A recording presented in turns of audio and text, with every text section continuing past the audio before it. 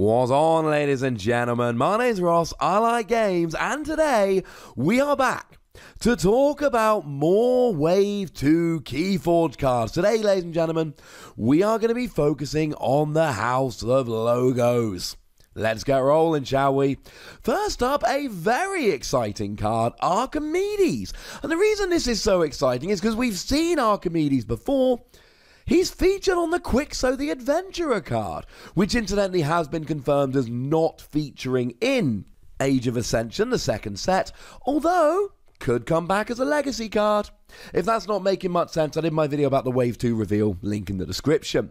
So Archimedes then, what does Archimedes actually do? Well, it is a 2-power creature, but you do have elusive. That means that if your opponent tries to attack you, the first time it will do nothing, and it will take them 2 attempts to try and take you down. That is important. And each of Archimedes' neighbors' games destroyed, archive this creature. Now this is absolutely crucial, because generally speaking, when a creature is destroyed, it goes to your discard pile. And then it can come back. Now there are certain cards that can actually bring it back. Regrowth is a popular card, which allows you to grab a creature out of your discard pile and use it again. Or you can just wait until your deck runs out, at which point you get to shuffle your discard pile and it becomes your deck. But Archive is very different. You have an Archive, and at the beginning of your turn, you can either choose to take your Archive or not take your Archive. If you do take your Archive, you got to take it all. If not, you take none of it. But this means that all you need to do is try and make sure you plan where Archimedes goes, try and get it next to creatures you want to get back, and then when they get destroyed, they go in your Archive and you can have them back the very next turn. Now, this is very, very important because they might have good coming into play abilities. So let's mention Time Traveler. When you play Time Traveler, you draw 2 cards and you get an Ember bonus. So if you put Archimedes down next to a Time Traveler, if your opponent destroys Time Traveler, it goes in your Archive. You can just have it back next turn, Ember bonus, draw 2 cards, job's a good one. We're also getting Binate Rupture, an action card which has this new keyword skill Alpha, which means that it must be played before you do anything else in your doing stuff step. As soon as you play a card, use a card, or discard a card from your hand, you are no longer allowed to play Binate Rupture.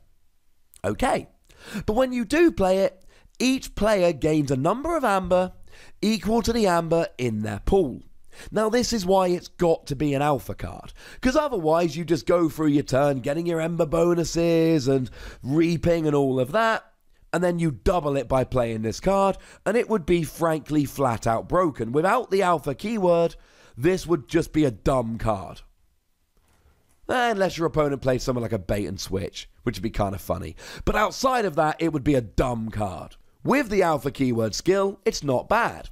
The thing you have to remember here is that this is not always going to be a good card, and it doesn't even have an ember bonus. So quite a lot of the time, this is going to be a card you have to discard.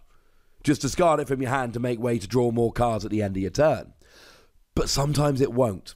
There will be turns where you've got 5 ember and your opponent's got 0 or 1, and this will give you a huge advantage. No, if your opponent's got 4 ember, you are definitely not playing this, because that's a huge downside of this. You can actually use this card to give your opponent enough ember to actually forge a key, and that would be very, very awkward. So don't play this if you're going to give your opponent enough ember to forge a key. Otherwise, this could be fun. We're also getting Eureka. This is another action that also has alpha, but at least it does have the good sense to give us an ember bonus while we're here. When you play it, you gain 2 ember, which is great, and you archive 2 random cards from your hand. Now, this basically gives you 3 ember, because it gives you an ember bonus, but you also get 2 ember. This is basically like Virtuous Works. And when I did my top 10 cards from Sanctum, and I did this, I put a Facebook poll up on the group so everyone could have a say, Virtuous Works came really high up. How high up? Go check out the video. But it came very high up. Virtuous Works gave you 3 ember. Now, this doesn't say there are 3 ember in the side, but it does the same thing. But you've got to archive 2 random cards from your hand, and it's got the alpha keyword. Now, this is very important.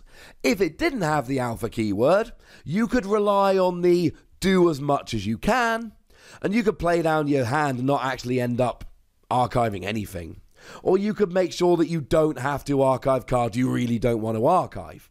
By doing it at the beginning of your turn, you basically say, okay, I'm getting my free ember, but I might end up archiving cards I don't want to. Because here's the thing, right? Imagine if you've got 6 cards in hand, 3 of them are logos. You say logos is your house for this turn. You play Eureka, and by very bad luck, you end up having to archive the other 2 logos cards.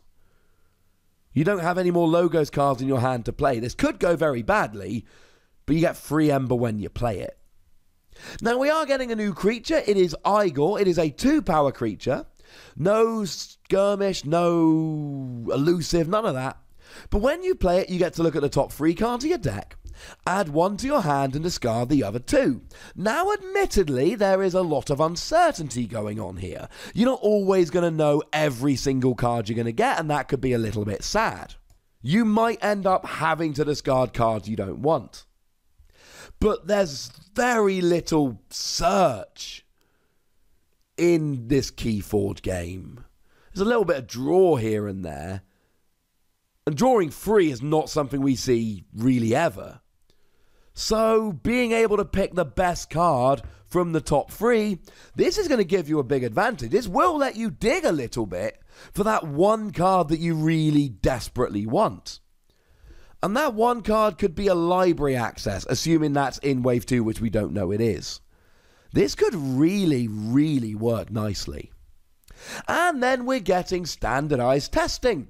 It is an action card that destroys each creature with the lowest power and each creature with the highest power. The reason it says each creature, you might have 3 2-power creatures. They would all get destroyed. And then, I mean, if every creature in play is a 2 or 3, you're actually getting rid of everything. And remember, this is yours and your opponent's. So this is a very, very, very risky card to play. It's another one of those where there are going to be plenty of times where you discard it because it's too risky to play. There are going to be times where this gets rid of all your opponent's creatures, and there are going to be times it gets rid of all of yours, or 4 of yours and none of your opponent's. This is not a card we can rely on, but it is a card where there are going to be plenty of times where playing it down gives you a phenomenal advantage. We've all been on the receiving end of a gateway to this, which just destroys all creatures. Now they have to take 3 chains, but a lot of the time when they're doing that, it's working quite nicely. We've all had those turns where our board gets absolutely wrecked. Well, ladies and gentlemen, this can do that as well. And it could backfire. Or it could be amazing. Just please be prepared to discard it from your hand in a lot of games. Now, there was also another card from Logos that was kind of revealed by stealth. Because this image turned up on the Keyforge website, and there's only 2 cards we can actually read. Agent Who-Man, unfortunately, I cannot make sense of that card. But HEXPION here, we can see that perfectly. It's a 2-power creature, and it's got a skill. When it's destroyed, you archive HEXPION and the top card of your deck. Now, this, again, is one of those cards that could backfire. The thing is, I did a video about archiving. I'll try and remember to pop a link in the description. But archiving is at its best when you can pop a whole bunch of cards from the same house into your archive.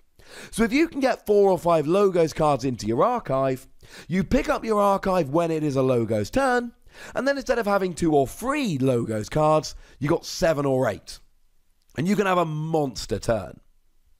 I like archiving HEXPION when it's destroyed, but the problem is, what if you archive the top card of your deck and it's a Mars card? Because the problem is, if you take cards from your archive that you don't play, then that stops you drawing. You draw until you got 6 cards at the end of your turn. So every card in your hand that you don't want is 1 fewer card you draw at the end of your turn. So if you've got an archive full of 1 house, you pick it up and have a monster turn. But if you've got an archive full of 2 houses, then you do get an extra good turn. But then at the end of your turn, you've got cards from a different house clogging up your hand, meaning you're not drawing as many cards at the end of the turn, which is frankly awkward. This could be great, and if you archive a logos card using HEXPION, it is wonderful. You're just not always actually going to be able to do it. Alright, ladies and gentlemen, they are the new logos cards that have been revealed, and as I said in my previous videos, do make sure you're checking back to this channel regularly, because I'm going to be showing you all of the new Keyforge cards as they come out, because that sounds like a lot of fun to me. For now, tell me what you think about logos as a house, tell me what you think about these new cards in the comment section, go nuts, but please do remember the rule, be nice, would ya? And then make sure you like this video, subscribe to this channel, and follow me on Twitter at the Wossy, where we talk about games. We have a lot of fun. But by far the most important thing as always, look after yourselves until next time. Thank you very much for watching. My name's Ross, and you've been watching Wossy Plays.